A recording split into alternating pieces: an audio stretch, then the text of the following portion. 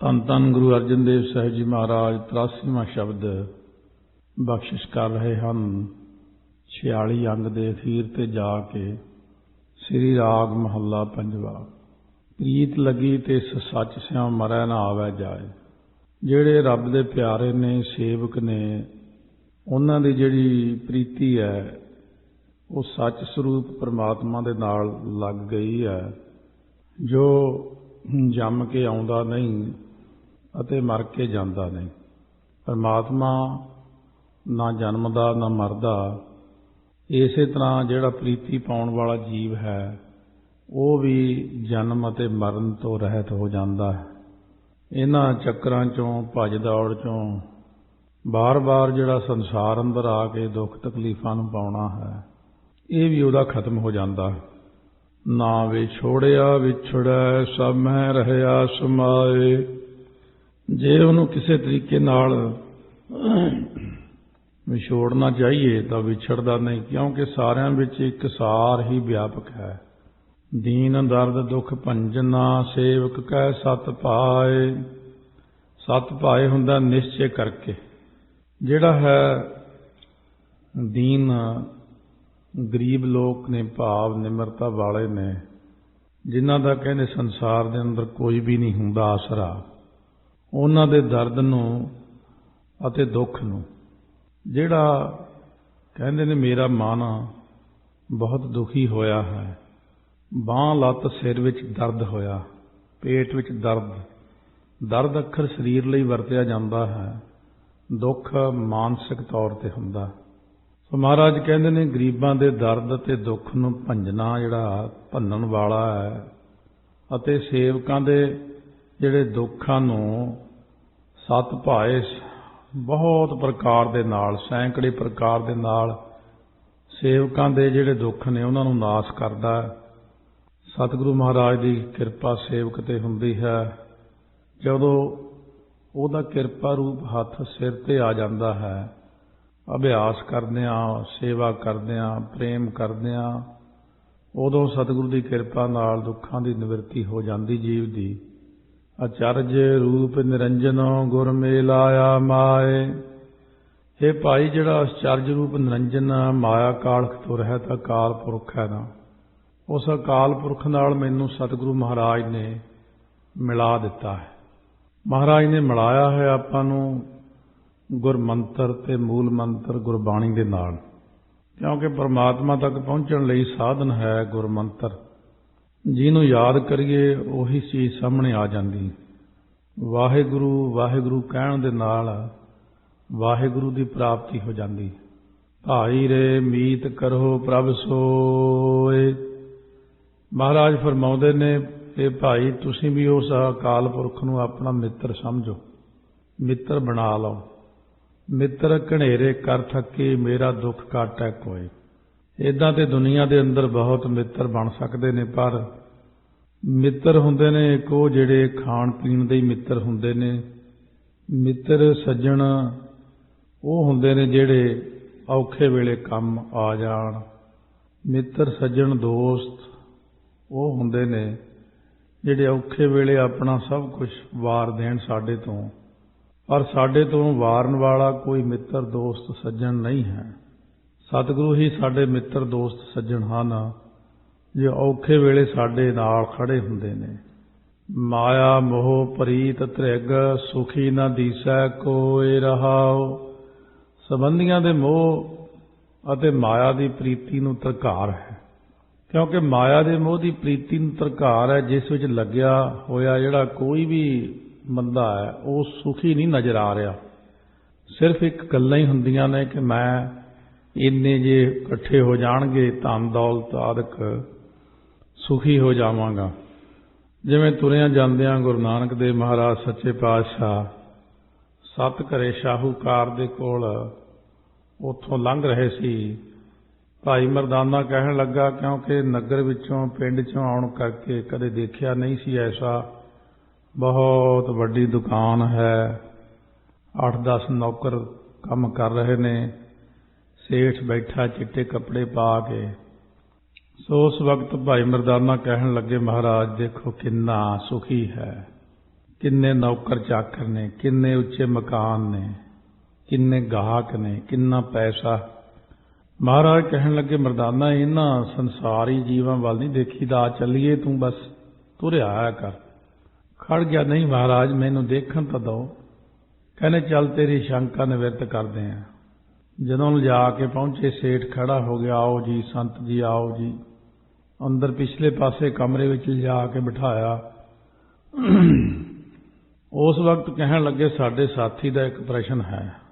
हाँ जी दसो। भाई मरदाना कहन लगे जी सेठ जी मैं अज तक तुहाडे वर्गा सुखी बंदा नहीं देखिया। किन्ना उच्चा मकान, घर बार, नौकर चाकर, पैसा। वो सेठ उस वक्त बहुत उच्ची भुब्बा मार के रोन लग पिया। वो कहता जी आओ ना कहो, मेरे वर्गा तो कोई दुखी नहीं है दुनिया च, बहुत दुखी हाँ मैं।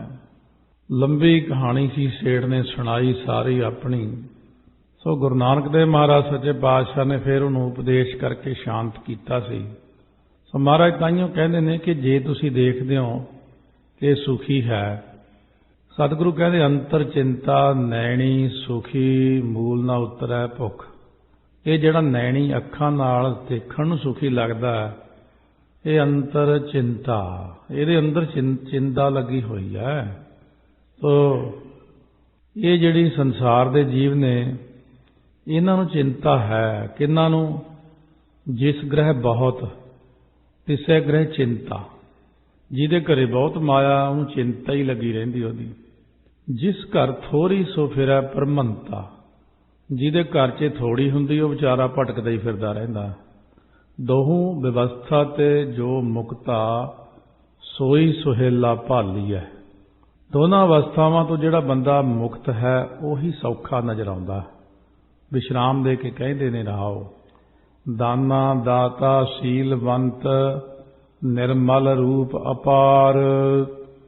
सब दी जानन वाला होण करके दना है परमात्मा। दाना सारियां दा दाता है, शीलवंत शील सुभाव वाला है, निर्मल रूप अपार। परमात्मा का जो रूप है निर्मल, मैल तो रहत शुद्ध स्वरूप है। अपार जिहड़ा है बेअंत गुणा वाला है। सखा सहाई अत वड्डा ऊंचा वड्डा अपार। सखा तो भाव मित्र बन के साडी सहायता करदा है। सखा सहाई अते अत्यंत ही वड्डियां तो भी वड्डा है। वो अपार वाहिगुरु दा सत्संग स्थान भी सब तो ऊंचा ते वड्डा है।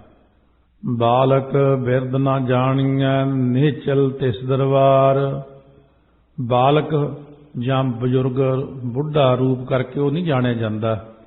ਉਹਦਾ दरबार जिहड़ा है स्वरूप है वो अचल है। महाराज कहने वो ना बाला बुढ़ा भाई। परमात्मा नूं कोई बालक बुढ़ा जवान यही जी अवस्था नहीं कह सकते। वो तो प्रकाश स्वरूप है परमात्मा। कोई आकार नहीं, कोई रूप नहीं, कोई चक्कर चिन्ह नहीं है जिसका।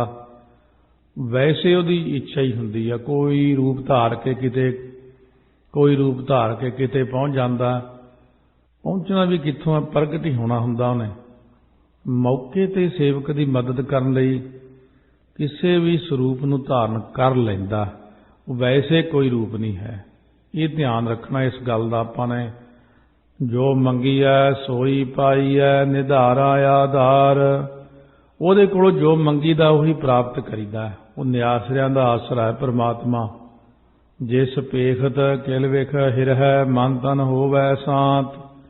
जिस वाहिगुरू दे दर्शन कीतियां किल निश्चय करके विख विहो रूप जिहड़े पाप ने सारे ही दूर हो जाते हैं। अते मन ते तन दे विच शांति प्राप्त होंदी।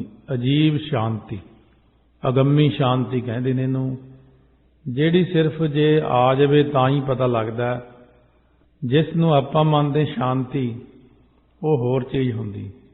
ये शांति हुंदी जिवें बहुत धार्मिक स्थान ते जिवें जाके बैठदे आ, कहंदे एक अजीब जी शांति आई मन नूं, ठंड जी पै गई, टकाओ जा बन जाना। इस तरह की शांति ठंड टकाओ एकाग्रता का बनना हुंदा परमात्मा दर्शनां नाल। वो प्रकाश स्वरूप दर्शन दिंदा है अपने। एक मन एक धियाई है मन की लाहे भरांत। ਮਨ ਦੀ ਜਿਹੜੀ ਹੈ ਨਾ ਭ੍ਰਾਂਤੀ, ਇਹ ਦੂਰ ਕਰਕੇ ਇਕਾਗਰ ਮਨ ਹੋ ਕੇ ਵਾਹਿਗੁਰੂ ਨੂੰ ਧਿਆਉਣਾ ਕਰੀਏ। ਮਨ ਦੀ ਜਿਹੜੀ ਭ੍ਰਾਂਤ ਹੈ, ਵਹਿਮ ਭਰਮ ਦੇ ਮਨ ਦੇ ਅੰਦਰ ਪਏ ਹੋਏ, ਇਹਨਾਂ ਦੀ ਨਿਵਰਤੀ ਕਰੀਏ। ਤਾਂ ਮਹਾਰਾਜ ਕਹਿੰਦੇ ਨੇ ਫਿਰ ਇੱਕ ਮਨ ਹੋ ਕੇ ਜਦੋਂ ਜਪਾਂਗੇ ਭ੍ਰਾਂਤੀ ਲੈ ਜਾਂਦੀ ਹੈ। ਗੁਣ ਨਿਧਾਨ ਨਵ ਤਨ ਸਦਾ ਪੂਰਨ ਜਾ ਕੀ ਦਾਤ। ਵਾਹਿਗੁਰੂ ਸ਼ੁਭ ਗੁਣਾਂ ਦਾ ਖਜ਼ਾਨਾ ਹੈ, ਸਦਾ ਹੀ ਨਵੀਨ ਹੈ, ਨਵਤਨ, ਅਤੇ ਜਿਸ ਦੀ ਦਾਤ ਨੂੰ ਸੰਪੂਰਨ ਸਾਰਾ ਹੀ ਸੰਸਾਰ ਵਰਤ ਰਿਹਾ ਹੈ। ਜਿਹਦੀ ਦਾਤ, ਨਾਮ ਦੀ ਦਾਤ ਜਿਹੜੀ ਹੈ ਸ਼ੁਭ ਗੁਣਾਂ ਨਾਲ ਪੂਰਨ ਹੈ। ਜਿਹਦੀ ਜਿਹੜੀ ਦਾਤ ਹੈ ਉਹ ਸਦਾ ਹੀ ਪੂਰਨ ਹੈ, ਕਿਸੇ ਕੋਲੋਂ ਲਿਆ ਪੂਰੀ ਨਹੀਂ ਪੈਂਦੀ। ਮਾਨੁਖ ਕੀ ਟੇਕ ਬਿਰਥੀ ਸਭ ਜਾਨ, ਦੇਵਨ ਕਉ ਏਕੈ ਭਗਵਾਨ। ਜਿਸ ਕੈ ਦੀਆ ਰਹਿ ਅਘਾਏ, ਬਹੁਰ ਨਾ ਤ੍ਰਿਸ਼ਨਾ ਲਾਗੈ ਆਏ। ਪਰਮਾਤਮਾ ਜੇ ਇੱਕ ਪੈਸਾ ਵੀ ਦੇ ਦੇਵੇ ਤਾਂ ਉਹ ਮੁੱਕਣ 'ਚ ਹੀ ਨਹੀਂ ਆਉਂਦਾ, ਤੇ ਜੇ ਬੰਦਿਆਂ ਕੋਲੋਂ ਭਾਵੇਂ ਲੱਖਾਂ ਲੈ ਲਓ ਤਾਂ ਵੀ ਮੁੱਕ ਜਾਂਦੇ ਨੇ। ਪਰਮਾਤਮਾ ਦੇ ਦਿੱਤੇ ਹੋਏ ਵਿੱਚ ਬਰਕਤ, ਜਿਵੇਂ ਗੁਰੂ ਨਾਨਕ ਦੇਵ ਜੀ ਸੱਚੇ ਸੌਦੇ ਦੀ ਹੱਟੀ ਤੇ ਬਹਿ ਕੇ ਵਰਤਾਉਂਦੇ ਸੀ ਲੋਕਾਂ ਨੂੰ, ਉਹ ਮੁੱਕਦਾ ਹੀ ਨਹੀਂ ਸੀ। ਜਿਹਨੂੰ ਇੱਕ ਵਾਰ ਗੁਰੂ ਨਾਨਕ ਦੇਵ ਜੀ ਨੇ ਝੋਲੀ 'ਚ ਪਾਤਾ, ਉਹਨਾਂ ਦੇ ਘਰੋਂ ਹੁਣ ਤੱਕ ਮੁੱਕਿਆ ਨਹੀਂ, ਉਹਨਾਂ ਦੀ ਕੋਲਾਂ ਵਿੱਚੋਂ ਹੀ ਨਹੀਂ ਮੁੱਕਿਆ, ਕਿਉਂਕਿ ਉਹ ਗੁਰੂ ਨਾਨਕ ਦੀ ਦਾਤ। ਸਦਾ ਸਦਾ ਆਰਾਧੀਐ, ਦਿਨ ਵਿਸਰਹੁ ਨਹੀਂ ਰਾਤ। ਮਹਾਰਾਜ ਸੱਚੇ ਪਾਤਸ਼ਾਹ ਆਪਾਂ ਨੂੰ ਹੁਕਮ ਕਰਦੇ ਨੇ ਉਹ ਸਦਾ ਰੂਪ ਪਰਮਾਤਮਾ ਨੂੰ ਸਦਾ ਹੀ ਰੋਜ਼ ਹੀ ਨਿੱਤ ਹੀ ਆਰਾਧਨਾ ਕਰੀਏ। ਨਾ ਉਹਨੂੰ ਦਿਨੇ ਭੁਲਾਓ ਤੇ ਨਾ ਰਾਤ ਨੂੰ। ਰਾਤ ਦਿਨ ਉਹਦਾ ਜਾਪ ਕਰਦੇ, ਹਮੇਸ਼ਾ ਉੱਠਦੇ ਬੈਠਦੇ। ਰਾਤ ਨੂੰ ਅੱਖ ਖੁੱਲ੍ਹ ਗਈ, ਵਾਹਿਗੁਰੂ ਵਾਹਿਗੁਰੂ ਹਮੇਸ਼ਾ ਯਾਦ ਕਰੋ। ਉੱਠ ਕੇ ਤੁਰਦੇ ਫਿਰਦੇ ਆ, ਕੋਈ ਕਿਰਿਆ ਕਰਦੇ ਆ, ਵਾਹਿਗੁਰੂ ਵਾਹਿਗੁਰੂ ਕਰਦੇ, ਧਿਆਨ ਲਾ ਕੇ ਪਰਮਾਤਮਾ 'ਚ ਫੇਰ ਸੌਂ ਜਾਓ ਜੇ ਸੌਣਾ। ਸੋ ਇਸ ਤਰ੍ਹਾਂ ਕਰਨ ਦੇ ਨਾਲ ਹਮੇਸ਼ਾ ਵਾਹਿਗੁਰੂ ਵਿੱਚ ਚਿੱਤ ਜੋੜੀ ਰੱਖੀਏ ਤਾਂ ਉਹਦੇ ਨਾਲ ਸਾਡਾ ਪਿਆਰ ਵੱਧਦਾ ਜਾਂਦਾ। ਜਿਨ ਕਉ ਪੂਰਬ ਲਿਖਿਆ ਤਿਨ ਕਾ ਸਖਾ ਗੋਵਿੰਦ। ਜਿਨ੍ਹਾਂ ਦੇ ਮੱਥੇ ਉੱਪਰ ਪਿਛਲੇ ਪੂਰਬਲੇ ਜਨਮਾਂ ਦੇ ਸ਼ੁਭ ਕਰਮਾਂ ਦਾ ਲੇਖ ਲਿਖਿਆ ਹੋਇਆ ਨਾ, ਗੋਬਿੰਦ ਪਰਮੇਸ਼ਰ ਉਹਨਾਂ ਦਾ ਮਿੱਤਰ ਬਣ ਗਿਆ। ਤਨ ਮਨ ਧਨ ਅਰਪੀ ਸਭੋ, ਸਗਲ ਵਾਰੀਆ ਏ ਜਿੰਦ। ਤਨ ਵੀ ਆਪਣਾ ਮਨ ਧਨ ਸਭ ਕੁਛ ਅਰਪਣਾ ਕਰੇ ਪਰਮਾਤਮਾ ਨੂੰ। ਸਭ ਤਰ੍ਹਾਂ ਕਰਕੇ ਜਿਹੜੀ ਜਿੰਦ ਹੈ, ਸਾਡੀ ਬੁੱਧੀ ਹੈ, ਜਿੰਦੜੀ ਹੈ, ਜਾਨ ਹੈ, ਪ੍ਰਾਣ ਹੈ, ਸਾਰਾ ਕੁਝ ਉਹਦੇ ਤੋਂ ਵਾਰ ਦੇਵੇ, ਕਿਉਂਕਿ ਉਹ ਪਰਮਾਤਮਾ ਵਿਆਪਕ ਰੂਪ ਵਿੱਚ ਹੈ। ਦੇਖੈ ਸੁਣੈ ਹਦੂਰ ਸਦ, ਘਟ ਘਟ ਬ੍ਰਹਮ ਅਰਵਿੰਦ।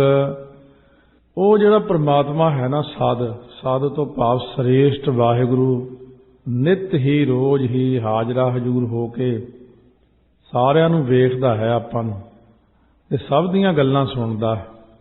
ਦੇਖੈ ਸੁਣੈ ਹਦੂਰ ਸਦ, ਉਹ ਬ੍ਰਹਮ ਸਭ ਘਟਾਂ ਦੇ ਵਿੱਚ ਰਵਿੰਦ ਤੋਂ ਭਾਵ ਰਵਿਆ ਹੋਇਆ ਹੈ।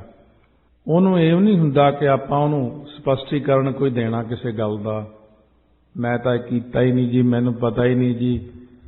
ਉਹ ਤੇ ਆਪਣੇ ਵਿੱਚ ਹੀ ਲੀਨ ਹੈ, ਆਪਣੇ ਤੋਂ ਅਲੱਗ ਵੀ ਨਹੀਂ ਹੈ। ਆਪਾਂ ਜੀਵ, ਜੀਵ ਆਤਮਾ ਤਾਂ ਉਹਦੀ ਹੋਈ ਚੀਜ਼ ਦਿੱਤੀ ਹੋਈ ਹੈ। ਇਸ ਕਰਕੇ ਉਹਦੇ ਨਾਲੋਂ ਸਾਡਾ ਵਖਰੇਵਾਂ ਨਹੀਂ, ਸਿਰਫ ਸਾਡੇ ਮਨ ਦੇ ਅੰਤਰ ਪਾਟਕ ਹੈ ਇੱਕ ਵਖਰੇਵਾਂ ਪਿਆ ਹੋਇਆ, ਉਸੇ ਪਰਦੇ ਨੂੰ ਸਿਰਫ ਦੂਰ ਕਰਨਾ। ਅਕਾਲ ਪੁਰਖ ਵਾਹਿਗੁਰੂ ਦੇ ਮਨ 'ਚ ਇਹ ਵੀ ਨਹੀਂ ਹੁੰਦਾ ਕਿ ਬੰਦਾ ਮੈਨੂੰ ਨਿੰਦਦਾ ਜਾਂ ਇਹ ਕਹਿੰਦਾ ਰੱਬ ਹੈ ਹੀ ਨਹੀਂ। ਸਤਿਗੁਰੂ ਮਹਾਰਾਜ ਕਹਿੰਦੇ ਨੇ, ਕਿਰਤ ਘਣਾ ਨੂੰ ਪਾਲਦਾ ਪ੍ਰਭ ਨਾਨਕ ਸਦ ਬਖਸ਼ਿੰਦ। ਬਖਸ਼ਣਹਾਰ ਵਾਹਿਗੁਰੂ ਕਿਰਤ ਘਣਾ ਨੂੰ ਸਦਾ ਹੀ ਪਾਲਦਾ ਹੈ। ਜੇ ਲੋਕ ਕਿਰਤ ਘਣ ਹੋ ਜਾਂਦੇ ਨੇ, ਕਿਸੇ ਦੇ ਕੀਤੇ ਹੋਏ ਪਰਉਪਕਾਰ ਨੂੰ ਭੁਲਾ ਦਿੰਦੇ ਨੇ, ਜਿਵੇਂ ਹੁਣ ਧਰਤੀ ਉੱਤੇ ਇਸ ਵਕਤ ਲੋਕ ਅਕਿਰਤ ਘਣ ਜ਼ਿਆਦਾ ਨੇ। ਉਹ ਲੋਕ ਜਿਨ੍ਹਾਂ ਲਈ ਸਤਿਗੁਰਾਂ ਨੇ ਇੰਨੀਆਂ ਕੁਰਬਾਨੀਆਂ ਕੀਤੀਆਂ ਨੇ, ਉਹ ਕਹਿੰਦੇ ਮਹਾਰਾਜ ਨੇ ਸਾਡੇ ਲਈ ਕੀ ਕੀਤਾ। ਇਸ ਕਰਕੇ ਲੋਕ ਜਿਹੜੇ ਨੇ ਹੌਲੀ ਹੌਲੀ ਸ੍ਰਿਸ਼ਟੀ ਤੇ ਅਕਿਰਤ ਘਣਤਾ ਛਾ ਜਾਂਦੀ, ਪਰ ਪਰਮਾਤਮਾ ਉਹਨਾਂ ਦੀ ਰੋਟੀ ਬੰਦ ਨਹੀਂ ਕਰਦੇ। ਸ੍ਰੀ ਰਾਗ ਮਹੱਲਾ ਪੰਜਵਾ। ਮਨ ਤਨ ਧਨ ਜਿਨ ਪ੍ਰਭ ਦੀਆ, ਰੱਖਿਆ ਸਹਿਜ ਸਵਾਰ। ਪਹਿਲਾਂ ਤਾਂ ਵਾਹਿਗੁਰੂ ਨੇ ਸਾਨੂੰ ਮਨ ਦਿੱਤਾ। ਇਸ ਮਨ ਦੇ ਅੰਦਰ ਬਹੁਤ ਕੁਝ ਹੈ। ਇਹ ਮਨ ਨੂੰ ਰੱਖਿਆ ਹੈ ਸਰੀਰ ਦੇ ਵਿੱਚ, ਸਰੀਰ ਦੇ ਅੰਦਰ। ਜਿਵੇਂ ਸਿੱਧਾ ਨੇ ਪੁੱਛਿਆ ਸੀ ਕਿ ਮਨ ਕਿੱਥੇ ਰਹਿੰਦਾ, ਸੋ ਮਹਾਰਾਜ ਨੇ ਦੱਸਿਆ ਸੀ ਕਿ ਮਨ ਇਹ ਹਿਰਦਾ ਜਿਹੜਾ ਹੈ ਸਾਡਾ, ਉਹਦੇ ਵਿੱਚ ਰਹਿੰਦਾ।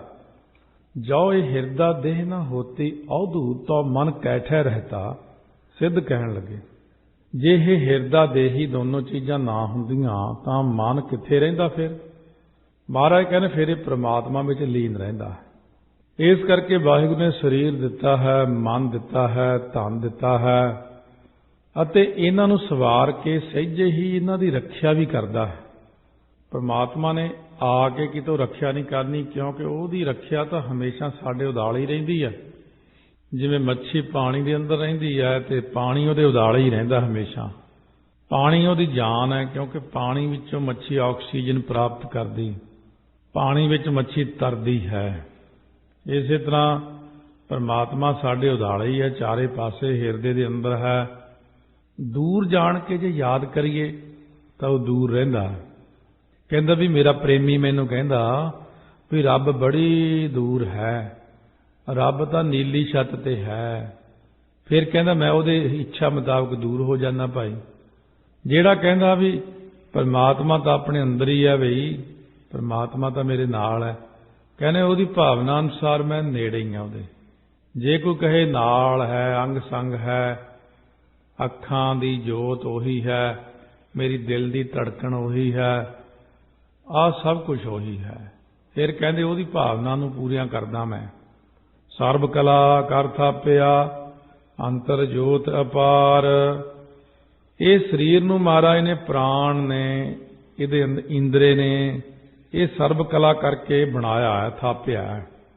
ਇਹ ਸਰੀਰ ਦੇ ਅੰਦਰ ਅਪਾਰ ਵਾਹਿਗੁਰੂ ਦੀ ਜਿਹੜੀ ਜੋਤ ਹੈ, ਚੇਤਨ ਸੱਤਾ ਪਾਈ ਆ ਉਹਨੇ, ਉਹਦੇ ਕਰਕੇ ਹੀ ਸਰੀਰ ਸਾਡਾ ਹਿਲਦਾ ਜੁਲਦਾ, ਬੋਲਦਾ, ਦੇਖਦਾ, ਖਾਂਦਾ ਪੀਂਦਾ, ਸਭ ਕਿਰਿਆ ਕਰਦਾ।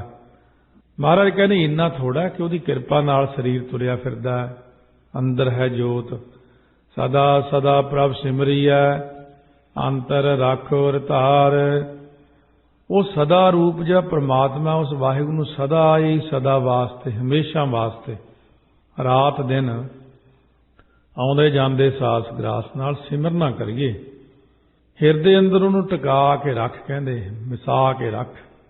ਮੇਰੇ ਮਨ ਹਰ ਬਿਨ ਅਵਰ ਨਾ ਕੋਏ। ਇਹ ਮੇਰੇ ਮਨਾ ਐਵੇਂ ਭੁਲੇਖਾ ਨਾ ਖਾ ਜਾਈਂ, ਕੋਈ ਨਹੀਂ ਹੈ ਤੇਰਾ। ਪਰਮਾਤਮਾ ਤੋਂ ਬਿਨਾਂ ਹੋਰ ਕੋਈ ਸਹਾਇਕ ਨਹੀਂ ਹੈ, ਵਾਹਿਗੁਰੂ ਹੀ ਸਹਾਇਕ ਹੈ ਜੀਵ ਦਾ। ਸੋ ਇਸ ਤਰ੍ਹਾਂ ਮਹਾਰਾਜ ਸੱਚੇ ਪਾਤਸ਼ਾਹ ਕਹਿੰਦੇ ਪ੍ਰਭ ਸਰਣਾਈ ਸਦਾ ਰਹੋ, ਦੁੱਖ ਨਾ ਵਿਆਪੈ ਕੋਇ ਰਹਾਓ। ਉਸ ਵਾਹਿਗੁਰੂ ਦੀ ਸ਼ਰਨ ਵਿੱਚ ਰਹਿ, ਇਹ ਸੋਚ ਕੇ ਕਿ ਉਹ ਮੇਰੇ ਕੋਲ ਹੈ, ਮੈਂ ਉਹਦੀ ਸ਼ਰਨ ਹਾਂ, ਤੇਰੀ ਸ਼ਰਨ ਹਾਂ ਵਾਹਿਗੁਰੂ, ਮੈਨੂੰ ਹੋਰ ਕੋਈ ਆਸਰਾ ਨਹੀਂ ਹੈ। ਜਦੋਂ ਉਹਦੀ ਸ਼ਰਨ ਨੂੰ ਗ੍ਰਹਿਣ ਕਰਕੇ ਬੈਠੇ ਰਹੀਏ, ਤੇਰਾ ਆਸਰਾ, ਤੇਰੀ ਸ਼ਰਨ। ਮਹਾਰਾਜ ਸੱਚੇ ਪਾਤਸ਼ਾਹ ਕਹਿੰਦੇ, ਦਸਵੇਂ ਪਾਤਸ਼ਾਹ, ਤੇਰੇ ਜੋਰ ਹੋਂ ਗੂੰਗਾ ਕਹਿਤ ਹੋਂ, ਤੇਰਾ ਸਦਕਾ ਤੇਰੀ ਸ਼ਰਨ। ਕਹਿੰਦੇ ਮੈਂ ਗੂੰਗਾ, ਪਰ ਤੇਰੇ ਜੋਰ, ਤੇਰੇ ਆਸਰੇ, ਤੇਰੀ ਜੋਤ ਦਾ ਸਦਕਾ ਮੈਂ ਬੋਲਦਾ ਹਾਂ, ਕਹਿੰਦਾ ਹਾਂ। ਮੈਂ ਨਾ ਕਹਿਓ ਸਭ ਤੋਹੇ ਬਖਾਨਿਓ। ਕਹਿੰਦੇ ਸ਼ਰਨ ਵਿੱਚ ਰਹਿਣਾ ਕਰ, ਤੈਨੂੰ ਕੋਈ ਦੁੱਖ ਹੀ ਨਹੀਂ ਵਿਆਪੇਗਾ, ਉਹਦੀ ਕਿਰਪਾ ਹੀ ਹੋ ਜਾਵੇਗੀ ਤੇਰੇ ਉੱਤੇ, ਪਰਮਾਤਮਾ ਦੀ। ਪਰਮਾਤਮਾ ਦੇ ਆਪਣੇ ਹੀ ਰੂਪ ਨੇ, ਜਦੋਂ ਜੀ ਕਰੇ ਉਹ ਰੂਪ ਧਾਰ ਕੇ ਮਦਦ ਕਰ ਜਾਂਦਾ। ਮਨੁੱਖ ਨੂੰ ਨਹੀਂ ਦੱਸਦਾ ਕਿ ਮੈਂ ਕੌਣ ਹਾਂ। ਆਪਾਂ ਕਹਿੰਦੇ ਕੋਈ ਬੰਦਾ ਮਿਲਿਆ ਸੀ, ਬੜਾ ਭਲਾ ਸੀ, ਮੇਰੀ ਮਦਦ ਕਰ ਗਿਆ, ਪਰ ਉਹ ਆਪ ਹੀ ਸੰਸਾਰ ਦਾ ਧਿਆਨ ਵੀ ਰੱਖਦਾ, ਮਦਦ ਵੀ ਕਰਦਾ ਸੇਵਕਾਂ ਦੀ। ਸੋ ਜਿਵੇਂ ਪੁਰਾਣੇ ਰਾਜੇ ਮਹਾਰਾਜੇ ਰੂਪ ਵਟਾ ਕੇ ਦੁਨੀਆ ਦੇ ਅੰਦਰ ਘੁੰਮਦੇ ਹੀ ਰਹਿੰਦੇ ਹੁੰਦੇ ਸੀ, ਅਤੇ ਉਹਨਾਂ ਨੇ ਦੁਨੀਆ ਦਾ ਦੁੱਖ ਜਿੱਥੇ ਦੇਖਣਾ ਉੱਥੇ ਦੂਰ ਕਰ ਦੇਣਾ। ਇਸੇ ਤਰ੍ਹਾਂ ਮਹਾਰਾਜ ਕਹਿੰਦੇ ਨੇ ਵਾਹਿਗੁਰੂ ਵੀ ਹਮੇਸ਼ਾ ਸਾਡੇ ਦੁੱਖਾਂ ਨੂੰ ਦੇਖਦੇ ਰਹਿੰਦੇ ਤੇ ਰੂਪ ਧਾਰਨ ਕਰਕੇ ਫਿਰ ਦੁੱਖ ਦੀ ਨਿਵਰਤੀ ਵੀ ਕਰ ਦਿੰਦੇ ਨੇ। ਸੋ ਐਸਾ ਹੋਇਆ ਹੈ। ਬਾਬਾ ਚੜ੍ਹਾਈ ਕਰਕੇ ਬਹੁਤ ਸਾਲ ਪਹਿਲਾਂ ਬਾਬਾ ਰਤਨ ਸਿੰਘ ਹੁੰਦਾ ਸੀ, ਸੋ ਕਹਿਣ ਲੱਗਾ ਅੰਮ੍ਰਿਤ ਛਕਿਆ, ਬਾਣੀ ਪੜ੍ਹੇ, ਪੁਰਾਣਾ ਜੀਵਨ ਸੁਣਾਉਣ ਲੱਗ ਗਿਆ ਆਪਣਾ। ਕਹਿੰਦੇ ਪਹਿਲਾਂ ਅਸੀਂ ਪੁੱਠੇ ਹੀ ਕੰਮਾਂ 'ਚ ਹੁੰਦੇ, ਡਾਕੇ ਡੂਕੇ ਮਾਰਨ 'ਚ। ਇਹ ਬੜੇ ਪੁਰਾਣੀ ਗੱਲ ਹੈ, 30-40 ਸਾਲ ਪਹਿਲਾਂ ਚੜ੍ਹਾਈ ਕਰ ਗਏ ਉਹ। ਸੋ ਕਹਿਣ ਲੱਗੇ ਮੈਨੂੰ ਫਾਂਸੀ ਦੀ ਸਜ਼ਾ ਹੋ ਗਈ ਜੇਲ੍ਹ ਦੇ ਵਿੱਚ। ਮੈਂ ਕਦੇ ਰੱਬ ਨੂੰ ਮੰਨਿਆ ਹੀ ਨਹੀਂ ਸੀ, ਰੱਬ ਹੈ ਹੀ ਨਹੀਂ, ਮੁਕਾਇਆ ਹੋਇਆ ਸੀ। ਕਹਿੰਦੇ ਜਦੋਂ ਹੁਣ ਪਤਾ ਹੈ ਕਿ ਕੱਲ ਸਵੇਰ ਨੂੰ ਫਾਂਸੀ ਲੱਗ ਜਾਣੀ ਆ, ਫਿਰ ਬੰਦੇ ਨੂੰ ਥੋੜ੍ਹਾ ਜਿਹਾ ਕਰੰਟ ਵੱਜਦਾ ਭਈ ਹੁਣ ਮਰ ਜਾਣਾ। ਕਹਿੰਦੇ ਮੈਂ ਜੇਲ੍ਹ ਦੇ ਵਿੱਚ ਦਰਖਤ ਦੇ ਥੱਲੇ ਬੈਠਾ, ਕਿਹਾ ਵੀ ਮੈਂ ਸਾਰੀ ਜ਼ਿੰਦਗੀ ਤੈਨੂੰ ਨਹੀਂ ਮੰਨਿਆ, ਪਰ ਅੱਜ ਮੈਨੂੰ ਤੇਰੀ ਲੋੜ ਹੈ। ਅੱਜ ਮੈਂ ਮੰਨਾਂ ਤੈਨੂੰ ਤਾਂ ਜੇ ਤੂੰ ਮੈਨੂੰ ਆ ਫਾਂਸੀ ਤੁੜਾ ਦੇ, ਬਚਾ ਲਵੇਂ। ਸੋ ਉਸ ਵਕਤ ਕਹਿੰਦੇ ਰਾਤ ਨੂੰ 12 ਵਜੇ ਦੇ ਕਰੀਬ ਜੇਲ੍ਹ ਦੇ ਅੰਦਰ ਇੱਕ ਬੰਦਾ ਆਇਆ, ਕਾਗਜ਼ ਉਹਦੇ ਹੱਥ 'ਚ ਫੜੇ ਹੋਏ ਨੇ। ਉਹ ਕਹਿੰਦਾ ਬੜੀ ਦੂਰੋਂ ਪਤਾ ਨਹੀਂ ਕਿੱਥੋਂ, ਉੱਥੇ ਕੇਸ ਮੇਰਾ ਬਣਿਆ ਹੋਇਆ, ਇੱਥੋਂ ਦਾ ਕੇਸ। ਉਹਦੇ ਹੱਥ ਕਾਗਜ਼ ਨੇ ਜੱਜ ਦੇ ਵੀ ਇਹ ਬੰਦੇ ਨੂੰ ਲੈ ਕੇ ਜਾਣਾ, ਇਹਦੀ ਸਜ਼ਾ ਮਾਫ ਹੋ ਗਈ। ਉੱਥੋਂ ਕਢਾ ਕੇ ਬੇੜੀਆਂ ਕਟਾ ਕੇ ਕਾਗਜ਼ ਜਮ੍ਹਾਂ ਕਰਾ ਕੇ ਇੰਨੀ ਛੇਤੀ ਕਿਰਿਆ ਹੋਈ ਵੀ ਬਾਹਰ ਲਿਜਾ ਕੇ ਛੱਡ ਦਿੱਤਾ। ਕਹਿੰਦੇ ਲੈ ਰਤਨ ਸਿਆਂ ਤੂੰ ਹੁਣ ਚੰਗੇ ਕੰਮ ਕਰੀ ਭਾਈ। ਕਹਿੰਦੇ ਮੈਂ ਸੋਚਿਆ ਵੀ ਕੋਈ ਜੱਜ ਦਾ ਪੀਅਨ ਆ ਜਾਂ ਕੌਣ ਆ, ਕੱਪੜੇ ਬਿਲਕੁਲ ਸਾਦੇ ਜੇ, ਖੱਦਰ ਜੇ ਦਾ ਕੁੜਤਾ ਪਜਾਮਾ, ਖੱਦਰ ਦਾ ਹੀ ਪਰਨਾ ਸਿਰ ਤੇ ਬੰਨ੍ਹਿਆ। ਕਹਿੰਦੇ ਪਤਾ ਹੀ ਨਹੀਂ ਲੱਗਿਆ ਕਿੱਧਰ ਨੂੰ ਗਾਇਬ ਹੋ ਗਿਆ, ਬਾਅਦ 'ਚ ਮੁੜ ਨਾ ਲੱਭਿਆ ਮੈਨੂੰ। ਕਹਿੰਦੇ ਅੱਜ ਤੱਕ ਮੈਂ ਉਹਨੂੰ ਯਾਦ ਕਰਦਾ, ਰੋਂਦਾ ਵੀ ਤੂੰ ਮੇਰੇ ਕੋਲੋਂ ਹੋ ਕੇ ਮੁੜ ਗਿਆ। ਇਸ ਕਰਕੇ ਪ੍ਰਮਾਤਮਾ ਕੁਝ ਐਸੇ ਕੌਤਕ ਵਰਤਾ ਦਿੰਦੇ ਕਈ ਵਾਰੀ ਜਿਨ੍ਹਾਂ ਨੂੰ ਆਪਾਂ ਦੇਖਦੇ ਹੀ ਰਹਿ ਜਾਂਦੇ ਹਾਂ। ਪਰਮਾਤਮਾ ਨੂੰ ਦੂਰ ਆਪਣੇ ਮਨ ਨਾਲ ਜਾਣੋ ਤਾਂ ਦੂਰ ਹੈ, ਜੇ ਦੇਖੋ ਤਾਂ ਸਦਾ ਹੀ ਹਾਜ਼ਰ ਹਜ਼ੂਰ ਹੈ। ਤਾਂ ਮਹਾਰਾਜ ਕਹਿੰਦੇ ਨੇ ਰਤਨ ਪਦਾਰਥ ਮਾਣਕਾ ਸੋਇਨਾ ਰੂਪਾ ਖਾਕ।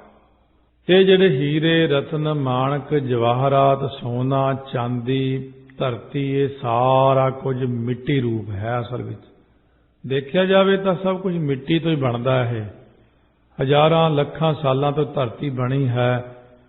ਇਹ ਮਿੱਟੀ ਦੇ ਥੱਲੇ ਆਪੇ ਚੀਜ਼ਾਂ ਬਣਦੀਆਂ ਰਹਿੰਦੀਆਂ ਨੇ, ਜਿਵੇਂ ਸੋਨਾ ਹੌਲੀ ਹੌਲੀ ਥੱਲੇ ਹੀ ਬਣ ਜਾਂਦਾ ਧਰਤੀ 'ਚ।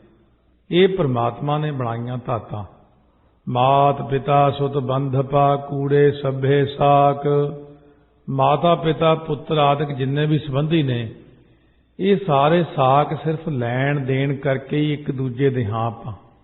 ਜਦੋਂ ਲੈਣਾ ਦੇਣਾ ਮੁੱਕ ਗਿਆ ਉਸੇ ਵਕਤ ਦੁਨੀਆ 'ਚੋਂ ਚੱਲਣਾ ਹੋ ਜਾਂਦਾ, ਫਿਰ ਕਿਤੇ ਅੱਗੇ ਜਾਂਦੇ ਆ, ਫਿਰ ਉੱਥੇ ਜਾ ਕੇ ਜਨਮ ਲੈ ਲੈਂਦੇ ਆ, ਉੱਥੇ ਕੰਮ ਮੁੱਕਦਾ ਫਿਰ ਅੱਗੇ ਚਲੇ ਜਾਂਦੇ ਆ। ਇਹ ਲੱਖਾਂ ਸਾਲਾਂ ਤੋਂ ਇੱਕੋ ਹੀ ਜੀਵ ਨਾਨਕ ਮੇਰ ਸਰੀਰ ਕਾ ਇੱਕ ਰਥ ਇੱਕ ਰਥਵਾਹੁ ਜੁਗ ਜੁਗ ਫੇਰ ਵਟਾਈ ਹੈ ਗਿਆਨੀ ਬੁੱਝੈ ਤਾਹੇ। ਇਹ ਸਰੀਰ ਹੈ ਜਿਹੜਾ ਨਾ ਸਾਡਾ ਬਾਰ-ਬਾਰ ਮਿਲਦਾ ਰਹਿੰਦਾ, ਇੱਕ ਰਥ ਇੱਕ ਰਥਵਾਹੁ।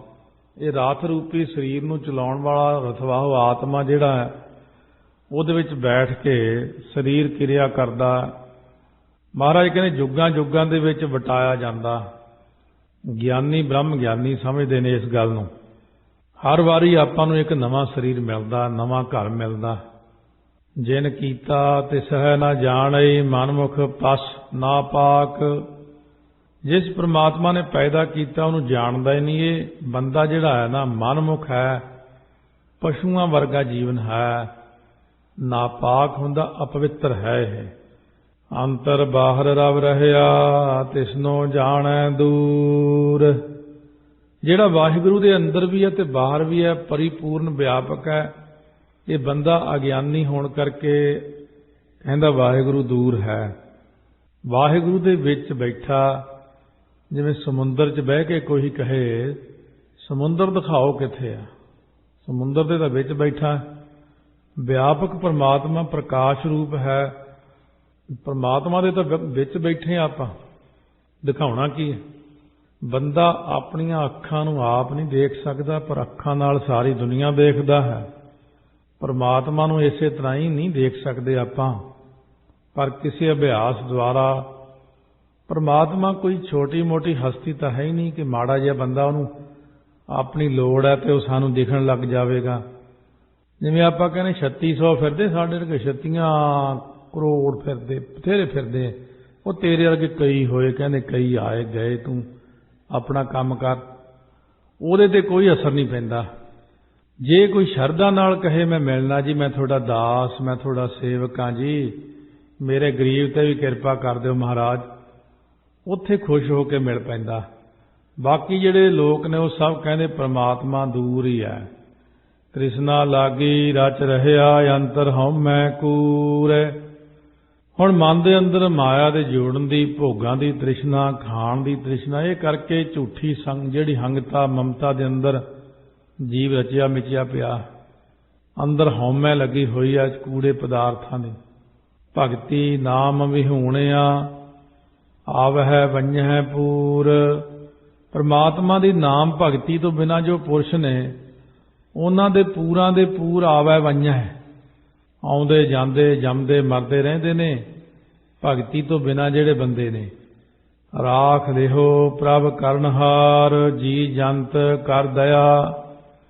ਕਰਨਹਾਰ ਪਰਮੇਸ਼ਰ ਹੈ, ਆਪਾਂ ਨੂੰ ਸਾਰਿਆਂ ਨੂੰ ਪੈਦਾ ਕਰਨ ਵਾਲਾ, ਪਾਲਣਾ ਕਰਨ ਵਾਲਾ। ਮਹਾਰਾਜ ਆਪਣੀ ਦਇਆ ਕਰਕੇ ਇਹਨਾਂ ਸੂਖਮ ਤੇ ਸਥੂਲ ਜੀਆਂ ਨੂੰ ਤੁਸੀਂ, ਇਹ ਜਿਹੜੇ ਜੰਤ ਨੇ ਤੁਹਾਡੇ, ਇਹਨਾਂ ਨੂੰ ਜਮਾਂ ਦੇ ਦੁੱਖਾਂ ਤੋਂ ਕਿਰਪਾ ਕਰਕੇ ਰੱਖ ਲਓ ਜੀ।